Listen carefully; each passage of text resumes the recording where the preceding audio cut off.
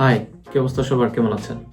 তো আপনি Korean drama দেখা শুরু করতে চাচ্ছেন, কিন্তু ভেবে পাচ্ছেন না যে কোন ড্রামা দিয়ে শুরু করবেন। আজকে জানাবো আপনার আসলে কোন ড্রামা দিয়ে কোরিয়ান ড্রামা দেখা শুরু করা উচিত। যদি আপনি রোমান্টিক কোনো ড্রামা দিয়ে শুরু করতে চান, তাহলে আপনার জন্য ক্র্যাশ ল্যান্ডিং অন ইউ, যেখানে সাউথ কোরিয়ান একটা মেয়ে প্যারাগ্লাইডিং করতে গিয়ে উত্তর কোরিয়ার এক সৈনিকের ওপরে গিয়ে পড়ে। সেখান থেকে তাদের মধ্যে প্রেম এবং পুনরায় সাউথ কোরিয়া ফিরে আসা নিয়ে 16 এপিসোডের এই ড্রামাটি আপনার 1 মিনিটের জন্য বোরিং লাগবে না। আমার পার্সোনালি এই ক্র্যাশ ল্যান্ডিং অন ইউ এই ড্রামা দিয়েই কোরিয়ান ড্রামা দেখা শুরু হয়েছিল। এবার আপনি যদি একটা অ্যাকশন ড্রামা দিয়ে শুরু করতে চান, তাহলে আপনার জন্য দ্য রোস্ট অফ এভিল, যেখানে এক পুলিশ অফিসার অর্থাৎ নায়ক মাদক ব্যবসায়ীদের ধরতে ছদ্মবেশে এক গ্যাংস্টারে ঢুকে পড়ে।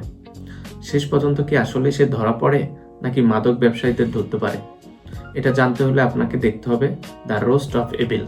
এখন আপনি যদি থ্রিলার ড্রামা দিয়ে শুরু করতে চান, তাহলে আপনার জন্য মাউস দেখে আপনি বুঝতেই পারবেন না আসলে কে ভিলেন কে হিরো। প্রতিটা এপিসোডে আপনাকে স্তব্ধ করে দিবে। আপনার পছন্দের জনরা অনুযায়ী এই 3টি ড্রামার যে কোনো একটি দিয়ে শুরু করতে পারেন আপনার কে ড্রামা যাত্রা। আশা করি ভালো লাগবে। তো আজকে এই পর্যন্তই, দেখা হবে অন্য কোনো ভিডিওতে। সে পর্যন্ত ভালো থাকবেন, বাই।